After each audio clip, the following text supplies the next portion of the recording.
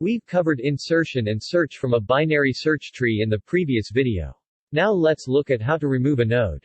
Case 1. Delete a leaf node, e.g. 34. It's the simplest case. Just remove the node. Case 2. Delete a node with one child, e.g. 19. Remove the node and replace with its child.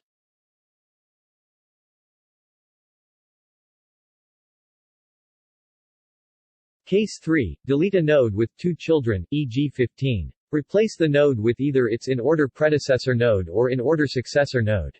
In-order predecessor node is the biggest value node in the left subtree. For instance, 19 is the in-order predecessor of 21. 12 is the in-order predecessor of 15. In-order successor node is the smallest value node in the right subtree. For example, 16 is the in-order successor of 15. 15 can be replaced with either 16 or 12.